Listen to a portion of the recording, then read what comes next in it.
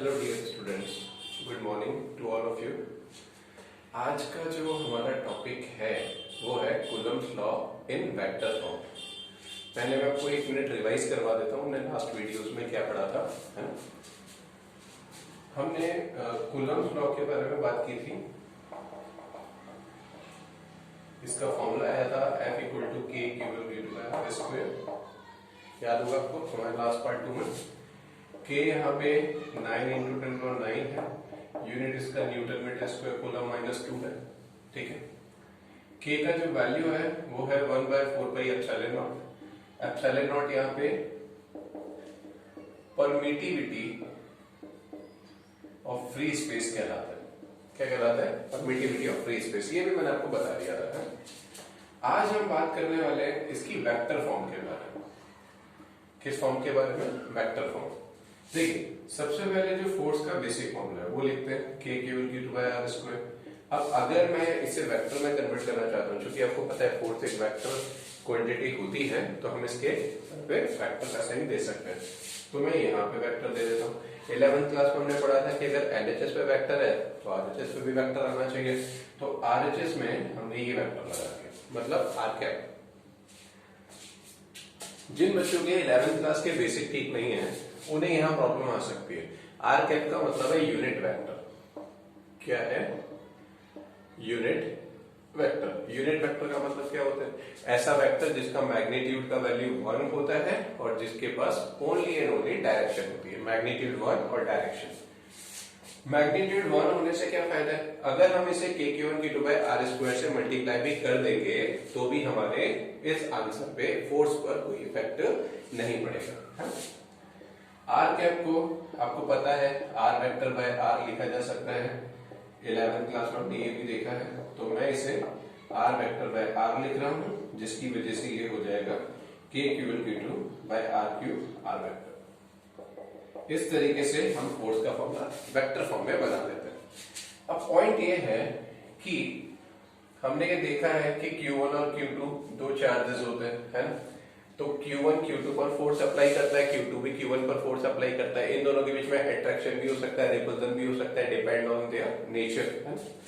अगर Q2 पर Q1 की वजह से फोर्स अप्लाई होता है, आई रिपीट, Q2 पर Q1 की वजह से फोर्स अप्लाई होता है, तो हम उसे नाम देते हैं F21। F21 का क्या मतलब है? Force on Q2 due to Q1।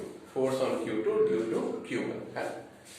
और 1 पे जो अप्लाई होगा उसे हम बोलेंगे F12। इसका क्या मतलब है? Force on Q1 due to Q2। आप ये समझ लीजिए कि जितने भी चार्जेस एक साथ बैठे होते हैं उन सबके बीच में फोर्सेस काम करता है। कूलम्स ने हमें बताया एक सुपरपोजिशन प्रिंसिपल हम हमारे नेक्स्ट टॉपिक में पढ़ने वाले हैं। इससे ये पता चलता है कि जितने भी फोर्सेस वहां पर है, उन सबके बीच में जितने भी चार्जेस वहां पर है, उन सबके बीच में कुछ ना कुछ फोर्स अप्लाई होने वाला है। सब एक दूसरे पर फोर्स लगाएंगे। अभी दो चार्जेस है Q1 Q2, तो Q1 Q2 पर लगाएगा, Q2 Q1 पे लगाएगा। 3 होते हैं Q1 Q2 Q3, है ना। तो Q1 Q2 पर भी लगाता है, Q3 पर भी लगाता है, Q3 Q2 Q1 पर, Q2 भी Q1 और Q3 पर फोर्स लगाता है। वो हम न्यूमेरिकल्स अभी आज इसी वीडियो में देखने वाले हैं। अब चूंकि ये फोर्स जो है F21 किधर जा रहा है? 1 से 2 की तरफ जा रहा है, तो हमने इसके लिए डायरेक्शन क्या फिक्स कर दिया? R12। सही है। और ये वाला फोर्स किधर जा रहा है? 2 से 1 की तरफ जा रहा है, तो हमने इसके लिए क्या डायरेक्शन फिक्स कर दिया? 2 to 1 R21। ठीक है। ये डायरेक्शन लेना जो है इन चार्जेस की पोजीशन के हिसाब से। एक सबसे बड़ी बात बता दूं आपको, आप मुझे बताइए A से B जाना हो या B से A आना हो, डिस्टेंस तो इक्वल ही रहेगी ना। A से B जब मैं मार्केट जाऊं या मार्केट से घर आऊं, घर से मार्केट या मार्केट से घर, एक ही बात है, लेकिन डायरेक्शन अपोजिट है। मार्केट अगर मेरे घर के नॉर्थ में है तो मेरा घर मार्केट के साउथ में पड़ेगा। सही बात है। इसलिए हम क्या करते हैं, इनके ऊपर जब वेक्टर का साइन देते हैं तो यहाँ पे माइनस साइन लगा देते हैं। क्या लगा देते हैं? माइनस। इसका मतलब ये हुआ कि R12 and R21 are equal in magnitude but opposite in direction। ठीक है, opposite in direction। ठीक है। अब as we know that F vector का एक फॉर्मूला हमने बना लिया, के Q1 Q2 by r cube r vector. Agree? तो अगर मैं F21 की बात कर रहा हूं, force on Q2 due to Q1, तो इसके लिए मैं लिखूंगा कि Q1 Q2 bye R21 F21 के लिए क्या डायरेक्शन लेना है, R12 लेना है, तो यहाँ पे लिखा जाएगा R12 क्यूब R12 वेक्टर। सही बात है। दूसरी बात, अगर मैं F12 लेना चाहूं तो Q1 Q2 पे तो कोई इफेक्ट नहीं पड़ेगा, क्योंकि बात जो चल रही है फोर्स के बारे में वो वैसे भी Q1 और Q2 के बीच में ही तो है ना? ठीक है। अपॉन में क्या आएगा, R21 क्यूब R21 वेक्टर आ जाएगा। अब आप ये रिलेशन देख रहे हैं, आप इसको ऐसा लिख सकते हैं, तो मैं यहां पे लिखता हूं, अब देखिए मैंने R21 वेक्टर को माइनस R12 वेक्टर लिख दिया, R21 वेक्टर को माइनस R12, ये माइनस इधर चला गया, माइनस R12 वेक्टर लिख दिया। आप इसे ध्यान से लिखेंगे तो एक माइनस को छोड़ दें तो ये पूरा सेटअप जो है आपका इक्वेशन नंबर 1 है, पूरा सेटअप इक्वेशन नंबर 1 है। और ये जो दिख रहा है फॉर्मूला आपको, ये क्या है, F21 है। सही है ना? तो इससे क्या प्रूव हुआ हमारे पास, F12 vector is equal to minus F21 vector. F12 vector is equal to minus F21 vector, मतलब force on Q1 due to Q2 is equal to the force on Q2 due to Q1। सबसे बड़ी बात equal है, but vector form में देखें तो minus आ रहा है। इसका मतलब क्या हुआ, दोनों की जो डायरेक्शंस है वो अपोजिट है, दोनों की डायरेक्शन अपोजिट है। एक फोर्स लेफ्ट में जा रहा है तो दूसरा राइट में जा रहा है, एक Q1 Q2 पर लगा रहा है, एक Q2 Q1 पर लगा रहा है, बट अमाउंट मैग्नीट्यूड दोनों का इक्वल आ रहा है, मैग्नीट्यूड दोनों का इक्वल आ रहा है ना? इसे हम वेक्टर फॉर्म बोलते हैं, कूलम्ब फ्लोइंग वेक्टर फॉर्म बोलते हैं। और सबसे बड़ी बात, ये एक्शन रिएक्शन भी है। अगर आप ध्यान से देख रहे हैं, ये वाला जो रूल आपने कभी पढ़ा हुआ है बचपन में, न्यूटन्स का 9th क्लास में भी था एक्शन रिएक्शन को, और उससे 6th 7th क्लास में भी बेसिक पढ़ा हुआ है हमने इसके बारे में। Force on Q1 due to Q2 is equal to the force on Q2 due to Q1, both are equal in magnitude but opposite in direction, है ना?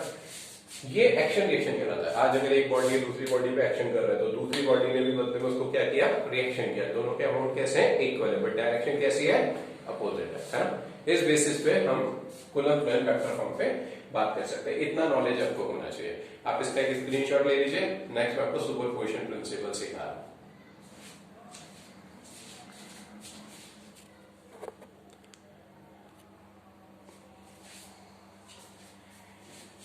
देखिए, सुपरपोजिशन प्रिंसिपल का वैसे एक अलग से भी डेरिवेशन है, बट वो बोर्ड में नहीं आता है, और उसमें जो चीज सिखाई जाती है वो मैं आपको न्यूमेरिकल की मदद से सिखा रहा हूँ, है ना?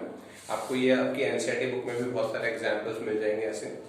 सबसे पहले हमारे पास एक स्क्वायर है, आप देख रहे हैं ABCD एक स्क्वायर है, साइड इसकी दोनों इक्वल है, लेंथ एंड ब्रेड्थ इक्वल है। 4 charges plus Q plus Q plus Q plus Q यहाँ पे हमने रखे हुए हैं। हमसे बोला जाता है find force on charge at C, उस चार्ज पर फोर्स फाइंड कीजिए जो C पर रखा हुआ है। सबसे इजीएस्ट तरीका बता रहा हूं मैं आपको इसको सॉल्व करने का। आप ये समझ लीजिए कि यहाँ पे टोटल कितने चार्जेस हैं, 4 चार्जेस हैं, A B C D पर है। हमें कौन से वाले पे फोर्स निकालना है, C वाले पे निकालना है। तो यहाँ पे लिखा जाएगा C पर फोर्स निकालना है, फोर्स एट C, वेक्टर जरूर लगा दीजिएगा, है ना? अब C पर फोर्स लगाएगा कौन, जितने बचे हुए चार्जेस हैं, कौन कौन बचा, A वाला, B वाला, D वाला। तो C पर सबसे पहले फोर्स लगा देगा कौन, A वाला, वेक्टर लगा दिया, प्लस C पर कौन लगाएगा, B वाला, वेक्टर लगा दिया, प्लस C पे कौन लगाएगा, D वाला, वेक्टर लगा दिया। कोई दिक्कत तो नहीं? ऐसे हमने पूरा इसका वेक्टर एडिशन फॉर्म में दिखा दिया। अब हमारा फर्स्ट टारगेट क्या रहेगा, इसकी वैल्यू पता करनी है ना? तो हम FCA निकालते हैं। FCA का मतलब आपको पता है, force on C due to A, है force on C due to A। जैसे अभी वेक्टर फॉर्म में लिया था F21, force on Q2 due to Q1, ऐसे force on C due to A, force on C due to A। ये वाला point, ये फोर्स लगाएगा इसके ऊपर। आप देखिए C और A दोनों पे कैसे चार्जेस रखे हुए हैं, पॉजिटिव चार्ज रखे हुए हैं, दोनों पॉजिटिव हैं। इसका मतलब बीच में क्या होने वाला है, डेफिनेटली रिपल्जन होने वाला है। अब रिपल्जन अगर होगा तो फोर्स कौन लगाएगा, A वाला। किस पे लगाएगा, C वाला, C पर लगाएगा। हमें ये तो पूछा था फोर्स फाइंड कीजिए C के ऊपर, तो C पर लगा रहा है। कौन लगा रहा है, A लगा रहा है। कौन लगा रहा है, A लगा रहा है। तो C ये रखा, ये A है, ये A फोर्स लगाएगा, तो ये A से C की तरफ एक एरो जाएगा, एक वेक्टर जाएगा। वो बोलेगा यार ले तेरे ऊपर मैं पुश करता हूं, तू रिपल्जन है, तू मेरा दुश्मन है, बेकार आदमी है, तो ऐसा करके फोर्स मारेगा। तो ये फोर्स इस तरीके से चला गया, FCA के नाम से। सही बात है।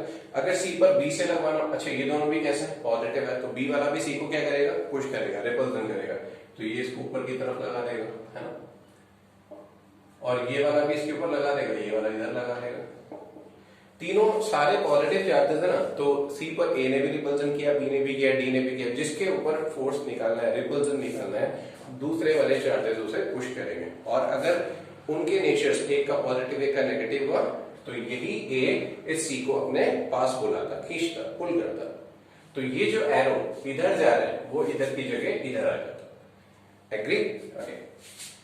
एफसीए कूलम्स का बेसिक फॉर्मूला क्या होता है, F इक्वल टू के Q1 Q2 by r square, है ना। तो हम एफसीए वाले फॉर्मूला से इसको सॉल्व करते हैं।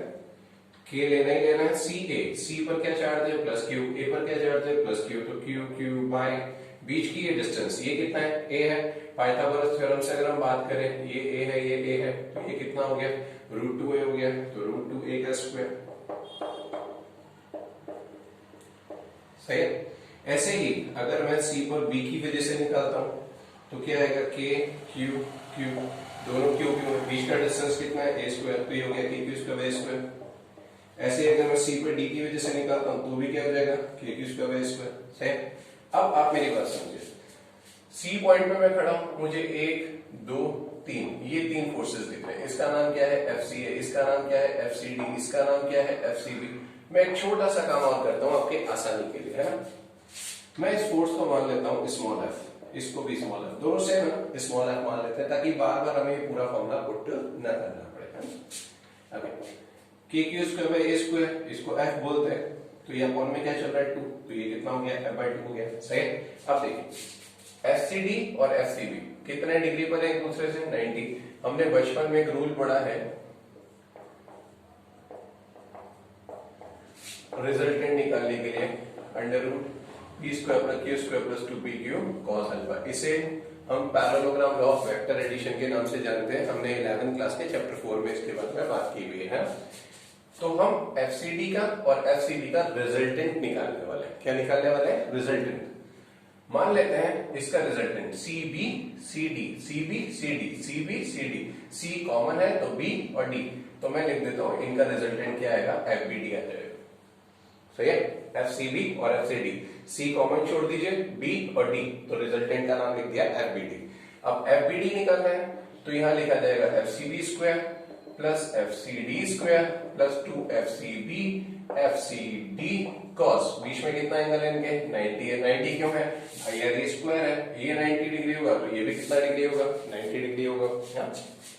ओके, एफसीबी का वैल्यू कितना है, स्मॉल एफ, एफसीडी का वैल्यू कितना है, वो भी स्मॉल एफ है। तो जब दोनों स्मॉल एफ है, तो एफ और एफ पुट किया, F square plus 2f dot F cos 90 0, क्या बचा 2f स्क्वायर, क्या बचा √2f।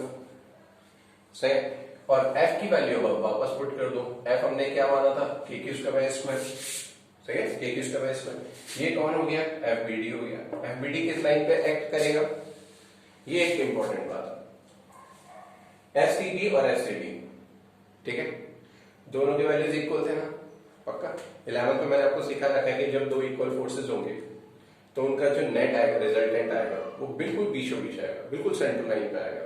अगर इक्वल होंगे तो ये कितना है एफ, ये भी कितना है एफ, तो इनका जो रिजल्टेंट आ रहा है √2f, ये बिल्कुल कहां होगा, इस लाइन पे होगा, इस लाइन पे काम करेगा। ठीक है, इन दोनों के बीच में, बीच लाइन पे एफबीडी। अब आप इन दोनों फोर्सेस जो बचे इनको देखो, एफबीडी और एफसीए, क्या ये एक ही लाइन पर है, 100% ही एक लाइन पर है। डियर एक बात समझिए, जब दो वेक्टर क्वांटिटीज एक सिंगल लाइन पर होती है तो वो डायरेक्ट ऐड हो जाती हैं, अपोजिट लाइन पे होती है तो डायरेक्ट माइनस हो जाती हैं, और अगर किसी और एंगल पर होती है 30 40 60 70 80 90 जो भी, तो फिर हम इस फॉर्मूला की हेल्प लेते हैं। अभी इन दोनों के बीच में क्या प्रॉब्लम था, 90 डिग्री, इसलिए हमने ये वाला फॉर्मूला लगा लिया। अब ये जो रिजल्टेंट आया और एफसीए दोनों एक ही लाइन पर है, तो अब हमें फॉर्मूला लगाने की जरूरत नहीं है, अब हम डायरेक्ट ऐड कर सकते हैं। तो हमने डायरेक्ट ऐड कर दिया, तो FC is equal to FBD, FBD का वैल्यू कितना आया, ये आया, और एफसीए कितना है, एफसीए का वैल्यू ये आया f/2, मतलब ये वाला। ठीक है, आप इसमें से चाहें तो k² कॉमन ले लीजिए, √2 प्लस 1/2 ऐसा यहाँ पे हमें बच जाएगा। ये हमारा आंसर, ठीक है। डायरेक्शन क्या रहेगी इसकी, इस लाइन के अलॉन्ग डायरेक्शन जाएगा, क्योंकि इन दोनों का रिजल्टेंट भी इस पे आ गया और ये दोनों ऐड हो गए इसी लाइन पे, तो ये रिजल्टेंट चला गया। सही बात है, ऐसे हमें इनको डील करना है। एक स्क्रीनशॉट ले लीजिए।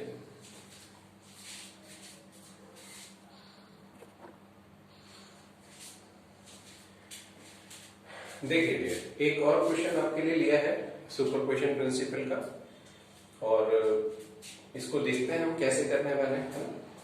हमसे पूछा गया, एक ट्राइंगल हमें दिया गया है एल एल एल, तीनों साइड स्मॉल एल है, इक्वल है, मतलब इक्विलेटरल ट्राइंगल हो गया, तो इसका अंदर एक एंगल 60 डिग्री का हो गया है ना। अब हमें क्या करना है, फोर्स लगाना है, फोर्स फाइंड करना है। किसके ऊपर फोर्स फाइंड करना है, कैपिटल क्यू के ऊपर फोर्स फाइंड करना है। कैपिटल क्यू रखा कहां हुआ है, सेंट्रॉइड पे रखा हुआ है। ओके, ये सेंट्रॉइड पॉइंट है, गुड जॉब। अरे हमें जैसा कि हमने पिछले क्वेश्चन में किया, लास्ट क्वेश्चन में किया, वैसे ही हम करेंगे। हमें इस सेंट्रॉइड पर ओ पर रखा हुआ है, ओ पर फोर्स निकालना है। अब ओ पर फोर्स कौन कौन लगाएगा, ओ पर ए वाला भी लगाएगा, ओ पर बी वाला भी लगाएगा, ओ पर सी वाला भी लगाएगा। ये हमारे सुपरपोजिशन प्रिंसिपल का कॉन्सेप्ट रहता है कि जिस भी पॉइंट पे फोर्स निकालना है उस पे बचे हुए सब ओ पर ए वाला, बी वाला, सी वाला, सबके सब फोर्स लगाएंगे और हम उन सबका वेक्टर एडिशन करेंगे। डायरेक्ट एडिशन क्यों नहीं कर सकते यार, एक लाइन में थोड़ी है। O A, F O A, F O B, F O C, इनकी डायरेक्शन सेम थोड़ी है जो हम डायरेक्ट एड कर देंगे। डायरेक्शन से अलग अलग है, इसलिए हमें क्या करना पड़ता है, वेक्टर एडिशन करना पड़ता है। आप मेरी हेल्प कीजिए। ओ कैसा चार्ज है, पॉजिटिव। ए पर कैसा है, ये भी पॉजिटिव है। तो फोर्स किस पर निकालना है, ओ पर निकालना है। तो क्या होगा, दोनों पॉजिटिव है तो डेफिनेटली रिपल्सन होने वाला है ना। ओ पर फोर्स कौन लगाएगा, ए वाला, तो वो ए ओ को पुश करेगा या ओ ए को पुश करेगा। यार निकालना किस पर है, ओ पर, मतलब ओ ने कितनी मार खाई ये पता करना है, तो ए मारेगा ना। ओके, तो ए की तरफ से एरो आएगा ऐसा, और इस फोर्स का नाम क्या है, एफ ओ ए। ऐसे ही ओ पर बी ने लगाया तो वो इधर जाएगा, और ऐसे ही सी ने लगाया तो वो इधर जाएगा। ठीक है, आप एक पॉइंट को स्टडी कीजिए, मैं आपको एक पॉइंट दिखाता हूं अलग से। यहां पे आपको नहीं लगता ये एफ ओ बी हो गया, ये एफ ओ सी हो गया, ये एफ ओ ए हो गया, है ना। ठीक है, ये वाला एंगल कितना होगा, पूरा कितना है, 60, 30, 30, 30, 30, 60, क्या बचा 120। तो वर्टिकल अपोजिट ये भी कितना हो गया, 120। सही है, ओके। और ये एफ ओ ए। ठीक है, अब मैं क्या करता हूं, सबसे पहले यहां लिखता हूं resultant of F O B and F O सी।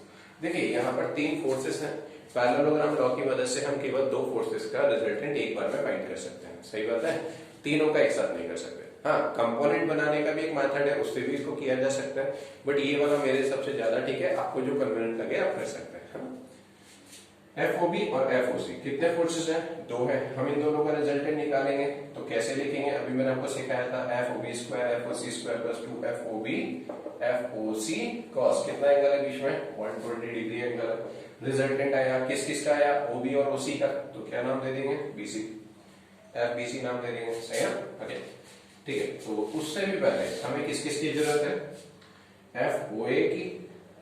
ठीक, ओ ए, ओ पर कौन सा चार्ज है, कैपिटल क्यू, यहाँ पर कौन सा है, स्मॉल क्यू। कूलम्ब लॉ जानते हैं, F equal to k q into by r square, तो k small q capital Q by r square, मतलब इन दोनों के बीच की डिस्टेंस कितनी है, एओ। ओके, मैं अभी एओ लिख देता हूँ। ठीक है, एक्चुअली मुझे यहाँ पे एओ बी और सीओ की वैल्यू भी निकालनी पड़ सकती है, लेकिन जरूरत पड़ेगी नहीं आपको, डेफिनेटली मैं बोल रहा हूँ आपको कोई जरूरत नहीं पड़ेगी, इसलिए आपको कोई दिक्कत नहीं है। वरना हम बेसिक ज्योमेट्री कॉन्सेप्ट से निकाल सकते हैं। कैसे, शॉर्ट में बता देता हूँ। ये एल है, ये पूरा एल है, ये मीडियन हो गया, तो ये l/2 हो गया। सही, पाइथागोरस थ्योरम से ये लेंथ आ जाएगा। अगर ये सेंट्रोइड है तो 2:1 के रेशियो में डिवाइड करता होगा, तो ये वाला फैक्टर बाहर आ जाएगा, बाकी हमें जरूरत नहीं पड़ेगी। हम यहाँ पे लिख देते हैं कि एओ बीओ सीओ तीनों x के इक्वल है, मान लेते हैं। तो ये हो गया k q q by x square. ऐसे ही अगर मैं एफ ओ बी निकालना चाहूंगा तो वो भी यही आएगा, है ना। और अगर मैं एफ ओ सी निकालना चाहूंगा तो वो वो भी यही आएगा, पक्की बात है। तो तीनों सेम आ रहे हैं तो हम इसको किसके इक्वल मान लेते हैं, स्मॉल एफ। स्मॉल एफ हम क्यों कंसिडर कर लेते हैं, ताकि हमें बड़े बड़े से खतरनाक टर्म्स रखने ना पड़े, के क्यू क्यू बाई एक्स पूरा इस फॉर्मूला में रखेंगे तो हम घूमते रहेंगे, ठीक है। इसलिए हमने इसको किसके इक्वल मान लिया, स्मॉल एफ के इक्वल मान लिया। अब मैं रखता हूँ small F square 2 into F dot F cos 120 का वैल्यू कितना होता है, -½ होता है ना। एफ स्क्वायर कितना हुआ 2f स्क्वायर, इस 2 से 2 कट हो गया -f², it will be f², it will be f। मतलब आपका जो रिजल्टेंट आया FBC वो किसके इक्वल आ रहा है, f के इक्वल आ रहा है। अब मुझे बताइए ये दोनों के वैल्यूज इक्वल थे या नहीं थे, OC हो गई, इक्वल था तो इनका रिजल्टेंट बिल्कुल सेंटर लाइन पे आएगा। बोला था ना मैंने आपको सेंटर पे जाएगा अगर इक्वल होंगे तो। अब इन दोनों का रिजल्टेंट सेंटर पे गया तो क्या नाम पड़ा, FBC। अब ये दोनों का रिजल्टेंट ये हो गया, ठीक है। अब हमें इन दोनों से कोई मतलब नहीं है, ये फ्री हो गए, इन दोनों की जगह अकेला ये बंदा रोल प्ले कर रहा है। अब ये बचा और ये बचा, कौन कौन बचा, FBC और FOA। तो यहां पर FBC जा रहा है ऊपर की तरफ, FOA आ रहा है नीचे की तरफ। एग्री, दोनों फोर्सेस पे थोड़ा सा ध्यान देते हैं। FBC का वैल्यू कितना आ रहा है, F आ रहा है, वेरी गुड। FOA का वैल्यू कितना आ रहा है, वो भी F आ रहा है, वेरी गुड। तो दोनों वैल्यूज कैसे हैं, इक्वल है, और डायरेक्शन कैसी है, अपोजिट है। तो नेट फोर्स क्या होगा, 0, क्योंकि इनके बीच में कितना एंगल है, 180 डिग्री का एंगल है, डायरेक्शन इनकी अपोजिट है, तो नेट फोर्स इनका क्या हो जाएगा, 0 हो जाएगा, है ना। स्क्रीनशॉट।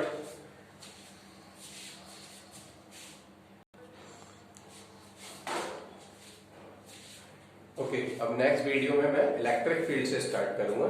Thank you.